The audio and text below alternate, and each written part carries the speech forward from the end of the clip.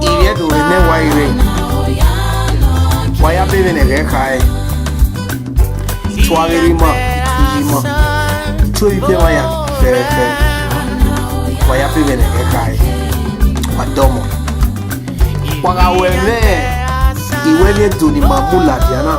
Na ya endo sayo. Ne doge wi. Ne wi mare wi.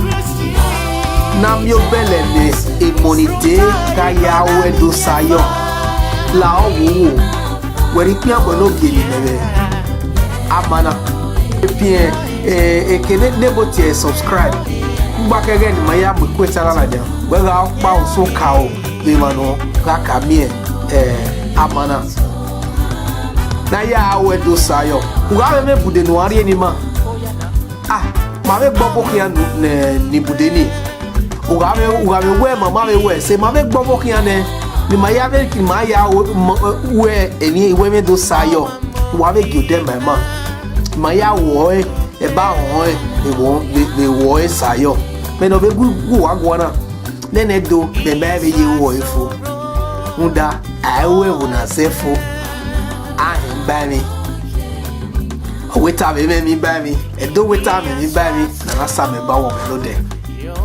Edo Ewumano Awe ovia wari ovia woda Waki magaze wima sayo waki ujini gagwi marovi magaze wima Muda Okeria mebekwe we Odo veni mene we Ugbenso Iga zebo me uwebu ha tie me digwe woni ari yema ete wagi mari akoge yemina ni mauna unyime ni manina mebe hewe veri mebe gu wegwana awena dozedu igwaze dozebo be igwaze dosigbi igwaze denirijevo mebe hege emani buve ro verio iviedo Ivie se ni ro ni bunro na doze bo ugwaze na doze do ugwaze de na rijevo abet wi again o gba gien no gien so ma no gien uwere gba uwezebo uwezedu wa zedu nu zedu se e ma no nyane ne dua wala wo wagimaga zedo nemo amaze woma awine ikpe me ni buribun oribu edona na marije mi na tiere medo runde ebo no magba ni masehia ai mo a one day as in 999 come by 9 come say ebo wezeni Obe very me serious we aberu wegbe so ara be ku ebo yoto we no wu wezebo na uri egbo ele udomiege ugwazebo ebo wenedo ugwaze we ma wine ebo ni buvero ebo ibiri wa no inotaro kinotabedu oyebo ehwenye eso vero gwa bezedu ni so pa ma ono mwevo efua Agayedu no we nota. Wegi yebo we hwenye. Muda owiwe ni jovo makbegbe manave te ewunati ostra. O ma me makedo gbeme o ma we. Ukpari ese no gbera. Ivia wonati e Britain ni rio te do gwedo hon. Do tous les miens et bien d'ovio. Il y a un sérieux ouais. Wakia yoma qui on vient et tebite teroi. Oh ouais. Ou mieux et mieux ha. Voyez mieux ha na no amio mai. No mani ana qui on vient ouais. Au cabo. Ou mieux et wonoze. Ogie vawo umio enie ogie avo umio ilele ete we adomukpa muwere averima evijima wana mukpa muwere wana doge wado miege emi hana ya mima ene imagi ya na were gbe vio ewere gbe bo emi hana ni ya mima ene aveni kata ya baba eni ma ya mima ene deni ni magi he moe eni eduma e moe ivie de soro wa va tie we awe John va tiera e Johnson Johnson ba ye Johnny ha ba ye Johnson ha we be ri be ho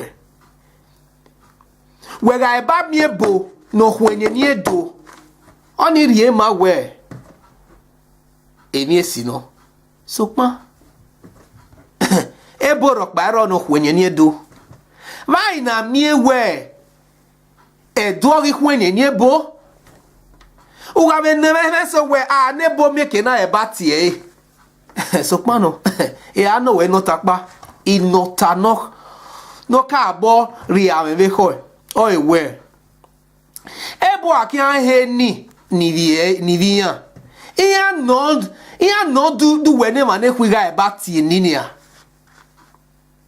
iya no so pa ye he ni uwe ri e ba tie o uwo ma ri e ba tie wo ri he e kia ma ense ni potoki to ya jimani vie do okade o ni ya jima rion vient odo ve ni mene edo we na ya yore o wie ivie do wagima pa gbe wove eni na homoe omoji owe edo wewe na he niri he ni lare we adomukpa mwere ni na emoe mani bu maemi na ye ni ha so pa eni nu we mi na ya ha ehwe ga mu wewe no ho we eso ga do bo ye he ni ivie ni edo iye tv eni edo ni eni eboni eni eduni eyan ki aga tie inota no hwohwa enahi ni onu wa ne rima wa ni koda onima wala wowo no wari ewan eyo ebi no keke na hia ebi no keke na hi dege ebi no keke wagi makirewo Runda Maël vient. Il vient demain. Maël vient. Wegayengo vient weki. We heti me henye do. Ni henye bowe. Ido buero. Iye gaveri maga ahi manye bu. Hama ense. Iye ma ye webe no jose. Sokma. Odo ve na gbon ene na we. Kemi nave boya uyoto ilele na ni amu yoto ni aye ma ne hu ya ki ovien tebite owu we na ajo na edu aya we mi agwa bara ye do we be a we ga do kian la dia bo tedo una do kian la si o do mie we ebo oibiri iye gwazedu iye me kama wewe iye me ni ayedu ewiyan ya yo webe no kerese keke webe no unu pogeva webe no ka webe no geva no gia webe no yose oni marie mawe iye ki an we du now iye ga me wo uda odo na gbon na we edu ni nebote English oye ЭДОNAZÄ ogo tagbo na ya Uga onu guoma nehemo wegwa. Uri luebo ya gwegwa. Sokma oni marie man we nu we mo we fwa. Una emanote oni yeji we ki on vien. O bele vero na raya yo mani ki on vien we. O devil weri wo we sayo, weri be wo rin sayo.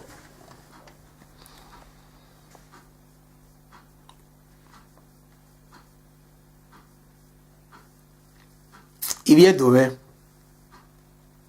wakimagaze wima nemo.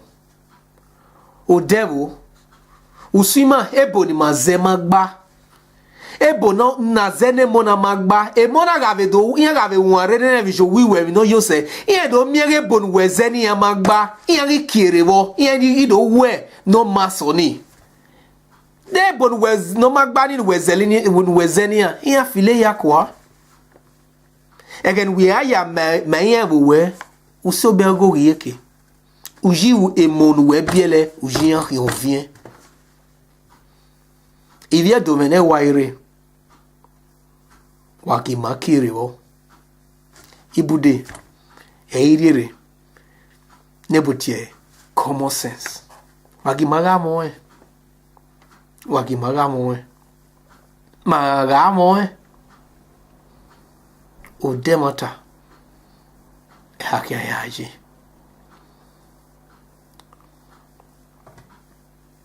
Aje. Wagave doge odiyaji ni malele na. Ima pitan yo diyaji odiyaji abi meji. Odiyaji odemata no. Unda I Jesu ri osalogba gi Jesu ande agbon na. Odo wuyo hoe imaniri agbon. Ni make yo do hore. Ma ni make yo di gebore na ya lele odemata. Be inota so pogba inota ni me oni me no o ewe. Ma na mi ewe. Amanarize du onirie ma we odiyaji. Edu okpa odiyaya. We akia gosa we ye evo we ya gosa. Ye evo we ya tutio sanera. Oni marie ma we edu okpa salobwa hon, salobwa hendo. Emi evo rokba ko evo rokba na rize wo tagbona no salobwa hon. We zevo we ya gosa gwa. Edome wawese wabidayo.